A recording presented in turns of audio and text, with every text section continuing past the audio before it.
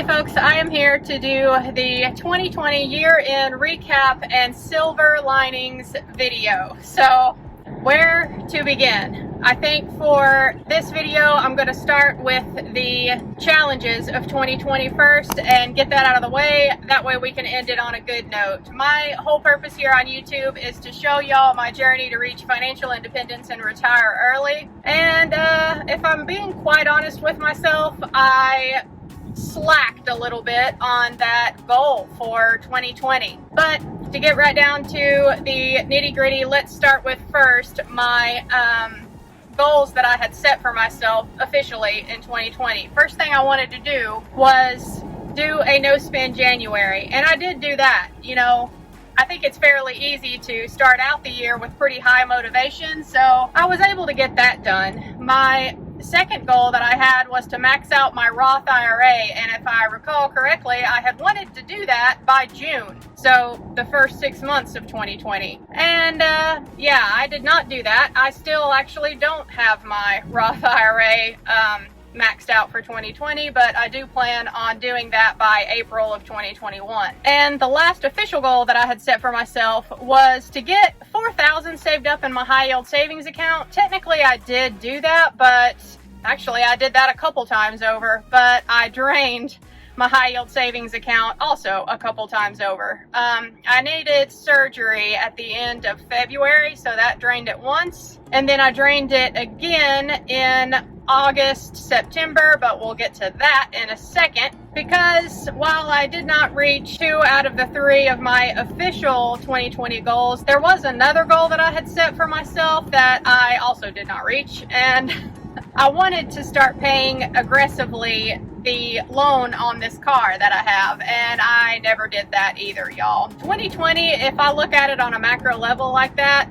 kind of sucked, but I only have myself to blame, really. Some of the challenges that came with 2020 are challenges that we are all familiar with. Am I correct? The illness has been a huge challenge, and if you weren't aware or you're new to my channel, I do work in healthcare. I work third shift in an emergency department, hence why I tend to film a lot of videos while I'm going into work, y'all. It's becoming my signature video style, I've been told. That may be the case, but it is a little bit easier to do it like this. Anyhow, the illness has been a huge challenge for all of us. Really, the silver lining there is just that I'm grateful that I have not personally gotten it, and neither has anyone in my immediate family. I just do what I can to try and stay safe from it. I've never been symptomatic and never had to be tested, so that is the silver lining there. And if you are healthy and watching this, then I'm happy for you. If you've had to deal with COVID this year, either yourself or your family members, then I feel for you. But I'm grateful that I haven't been affected by it personally. The next huge challenge that I faced personally in 2020 was a separation. I asked for a separation from my now ex in August, and that was a really huge mental struggle for me for a while there. The way that I coped with that, honestly, I did some major purging of things in my house and cleaning, and y'all, that was so cathartic for me. It helped immensely just to get my home cleaned out, and then I took it even a step further because I needed to, I guess. But I had my whole house painted, and I had some work done that needed to get done around the house. I replaced some windows, and I have been working outside the house as well. I'm redoing all of the flower beds at the house, putting down some rock. I have replaced light fixtures and ceiling fans, and I bought some plants. I bought some new furniture that I needed. So yeah, I did do some spending on my home this year, and that I don't regret at all. I know that if I had not done that, I probably would have had my Roth IRA maxed out by now. But for me, that was just a good mental choice. When I come home now, it actually feels like a peaceful sanctuary for me, and that is what home should be. And now it actually feels that way to me, and I'm grateful for that. But that was another big personal challenge that I faced this year. I'm doing a lot better now, but that was the second time that I had to drain my savings account in order to fund all of that upgrades and everything that I bought. Everything that I got done around the house took some money. So here I am at the end of 2020 and looking back on my goals, and I really did not hit most of them, but there are a lot of silver linings that I really wanted to focus on in this video. So that is enough of the negative. Let's take a look at everything that went right for me in 2020. I already mentioned one, right? I have not gotten the illness, and neither has anyone in my immediate family. Super grateful for that. Another great thing that happened in 2020, back in February when all of this got started, my company that I work for actually gave all of us in the ultrasound department a 7.7% raise, which was awesome, y'all. That was such a huge help. And for a while there, when it got really slow, I was afraid that they were going to reduce our pay or maybe take that raise back, but they never did. And in addition to that 7.7% raise in February, we also got our annual raise in September, and that was another 2.5%. So grand total for 2020, I have actually gotten a 10.2% raise on my salary for the year, and I am not mad about that at all. That has been a huge help for me, and that will definitely help on my financial independence journey. I just have to get my own ass back into gear when it comes to my FIRE goals. And that is one thing that I'm going to do moving into 2021, is really start refocusing my attention on my finances and stop rationalizing purchases here and there. So I've got to rededicate myself in 2021 to take advantage of that 10.2% raise that I got. Another thing that has happened that was a silver lining for 2020 for me is that I have had a lot of overtime opportunities at work, and that has also helped a bunch as far as getting things done this year that I needed to get done.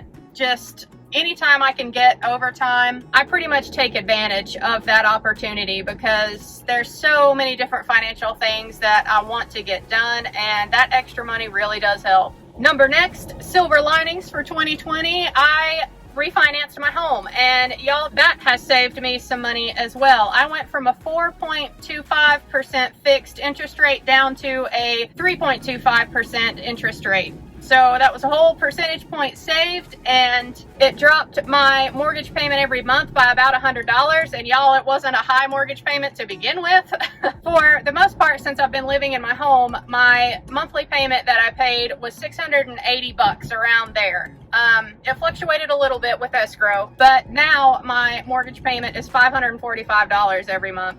Can't beat that. Another small silver lining for 2020, I realized recently that even though I wanted to start aggressively paying off this car in 2020, it never happened. So I might as well take a look at refinancing the car to try to get the interest rate down a little bit on it. It was at 5.44% fixed, which is not good. So I decided to just call up the company that has the loan for it, because I know my credit has gone way up since I've been on this personal finance journey. And I decided to ask them if, I could refinance the car and what was the cost associated with that, et cetera, and there was no cost. I basically just called them and asked them to look into it. They did. And now the interest rate on my car is 4.99% fixed. Didn't drop it a whole lot, but it's something, and I am going to start paying this car in 2021. That brought my monthly payments down by about $20. Again, not much, but it's something for now until I start aggressively paying off the car. Yet another silver linings for 2020 is my YouTube channel. Y'all, I finally got monetized on YouTube after being on the platform for years. I think I got my first YouTube payout back in June or July, so that was exciting. And I've been trying to do 3 videos a week for November and December. That's been going well so far.